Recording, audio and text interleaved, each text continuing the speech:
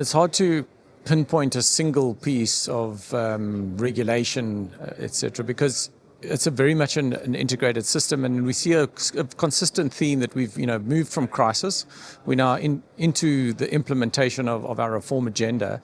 And so the really, I think there's confidence in the legislation is in place, largely policies are in place.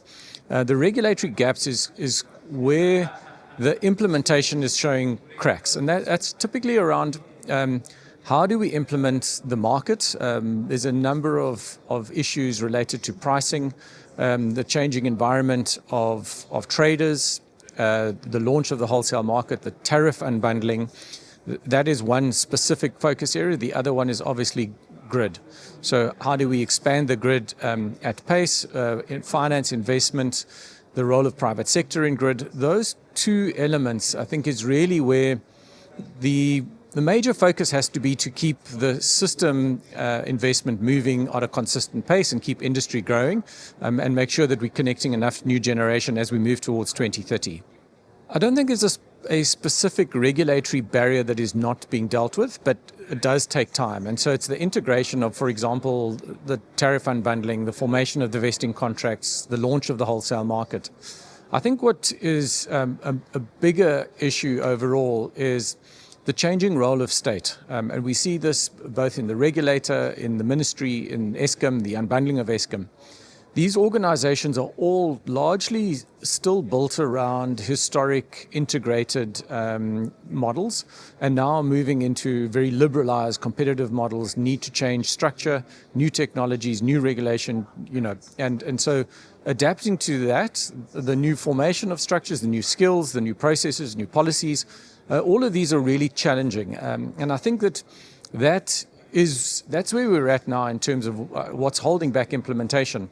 Is shifting, and this is a very direct sort of objective of government. It was mentioned in the SONA, building a capable and ethical state, and we're seeing also a lead from the department who's restructured their own internal organization, setting up things like a strategic PMO to better manage the complexity and create better reporting and better visibility. I think that's what will really start to unlock an acceleration of implementation. So at the moment, we see really rapid build and connection rates of renewable energy, which is very exciting. So this year into 27 and into 28. I think the concern is that because of grid constraints, connection agreement issues, from 29 onwards, we see a real rapid fall of new connections. That has to be paired with the timing of the coal program. I think very encouragingly, the department last week in Parliament announced a 20-year national coal program as a programmatic way of better balancing and managing the coal stations. We know we have to retire a lot of them, but what are the other opportunities and how do we deal with coal at a national level? That integration with, unfortunately, the other issue is demand. And the Middle East has really hit us at a terrible time.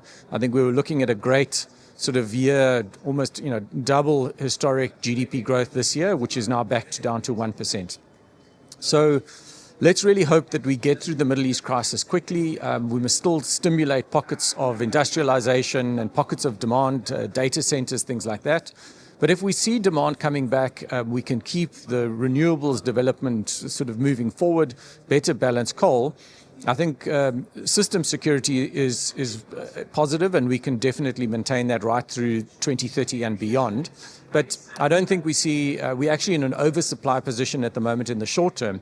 So certainly I think in the next 2-3 years, system security is not a priority concern. It's more around integration and moving the reforms into implementation. We have the ERA in place. We've got a lot of policy, but some gaps still need to be filled. We know that the department's working on a revision to the electricity pricing policy, and within that, subsidy frameworks, for example, with the NPA, the smelters. But we also know like the steel industry, the automotive industry. So we are seeing the pressure of affordability in the system. So I think long-term security is not just about the direction. That's clear, but it's about bankability. What is the affordability? Do we have headroom? Is the fiscal support in the right place? And I think very importantly now, and again, I'll reference that the Minister has put pressure on this in his recent budget vote speech in saying we need better integration of energy policy and industrial policy. So no modern economy can grow without, affordable and secure electricity. It also has a big emissions issue, and we are seeing our carbon tax and CBAM becoming real kind of commercial pinch points for the economy. So we have to bring these things together, and I think that is what will give that longer-term security. So NERSA plays a very important role in facilitating direct sort of regulations, but I think one has to think a little bit more broadly around broader integration of policy regulation to really get the sort of opportunities banked and get investment moving, which is what we need to grow the economy and make jobs. That's the biggest objective between business, government. Everyone agrees we must create jobs.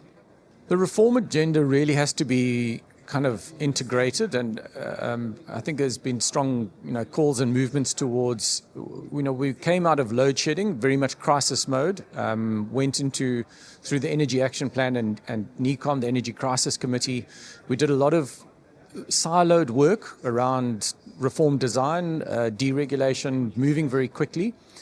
Bringing that together and getting the right integration and sequencing is what counts. And that is where I think we're a little bit tripping up, and we see this coming through in some of the legal challenges around trader rules, as an example, where I think it's now openly understood and agreed that there are system charges being incurred by Eskom that actually needs to be transferred through to renewable energy traders. But the reforms are not yet there. The market is not launched. The wholesale tariff unbundling is not done. So we need more time, but what do we do in the interim? And so there is a level of transition support that does need to come through from public sector. Eskom is playing this role and needs to continue playing this role. That's got to be backed then by policy through the department, and ultimately, the fiscus has to also support the fact that we're going through a national transition in order to make the long-term economy competitive, reduce our emissions, in terms of our global obligations, and make the economy just more resilient, and again grow and create jobs.